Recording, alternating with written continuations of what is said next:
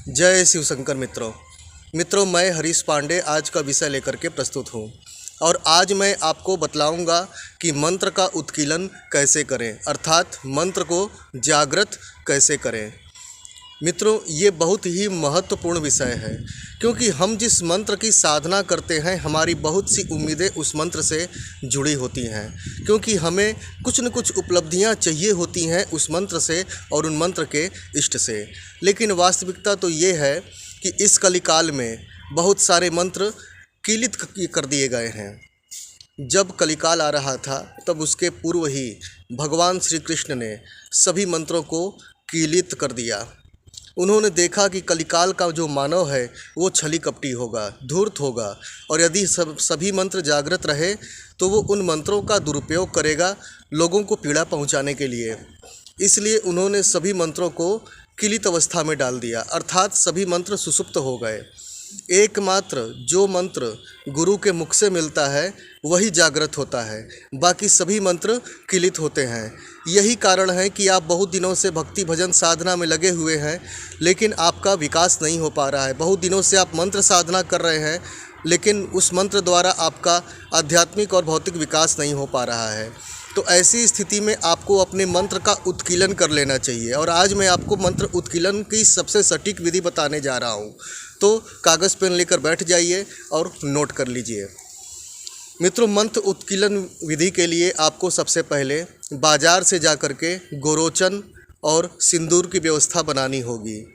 इसमें एक अनार के लकड़ी की यानी एक अनार के पेंसिल की आवश्यकता होगी और एक भोजपत्र की आवश्यकता होगी। अब आपको क्या करना है कि सर्वप्रथम आदि गुरु भगवान शिव की फ़ोटो रखनी है, फिर पंचगव्य तैयार कर लेना है। अब सर्वप्रथम भगवान शिव की पूजा करनी है पंचोपचार विधि से, अर्थात धूप दीप नैवेद्य फूल माला इत्यादि उन्हें चढ़ा करके उनका पूजन करना है। फिर थोड़ा सा पंचगव्य उनके चरणों में अर्पित कर देना है। अब उनसे आशीर्वाद लेना है, गौरी गणेश से भगवान शिव से आशीर्वाद लेने के पश्चात ही इस कार्य में आपको लगना है।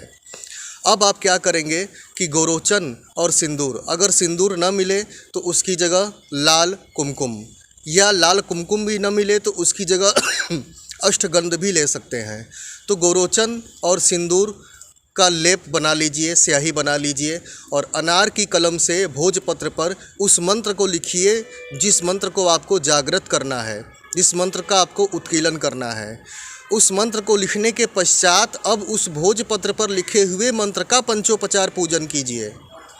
फिर पंचगव्य का स्पर्श कराइए, यानी कि धूप दीप नैवेद्य पुष्पमाला सब अर्पण कीजिए, पंचगव्य का स्पर्श कराइए, और उसके पश्चात भगवान शिव से मानसिक रूप से आशीर्वाद मांगिए कि हे प्रभु आशीर्वाद दीजिए, मेरे मंत्र का उत्कीलन हो। अब आप क्या करेंगे कि एक छोटे से पात्र में जल लेकर के चम्मच से या फिर आचमनी से उसी मंत्र को बोलते हुए भोजपत्र पर बारी बारी करके 108 बार आप गिराएंगे। जैसे मान लीजिए आप ओम नमः शिवाय का उत्कीलन कर रहे हैं, तो ओम नमः शिवाय ये 1 बार डाला, फिर ओम नमः शिवाय ये 2 बार डाला।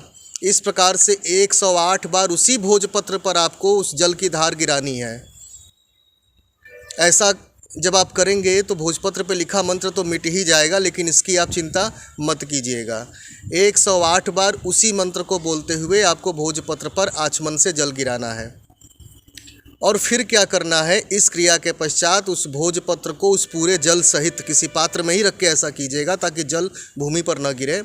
उस भोजपत्र को किसी पवित्र तालाब सरोवर में या फिर किसी पवित्र नदी में विसर्जित कर दीजिएगा। हो गया आपके मंत्र का उत्कीलन। अब उसके बाद आप उस मंत्र की साधना करके देखिए आपको कितना आनंद आता है और कितनी अनुभूतियाँ होती हैं।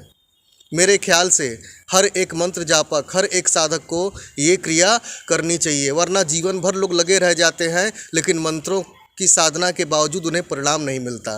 मात्र साबर मंत्र जागृत होते हैं, साबर मंत्रों को जागृत नहीं करना पड़ता, लेकिन उसके अलावा सभी मंत्र सोए रहते हैं। ठीक है, तो आज के लिए इतना ही। उम्मीद करता हूँ कि ये जानकारी आपके लिए बहुत उपयोगी साबित होगी। मुझे आज्ञा दीजिए। अगर कोई उलझन होगी, जिज्ञासा होगी तो कमेंट बॉक्स में पूछ लीजिएगा। मैं चलता हूँ। जय शिव शंकर।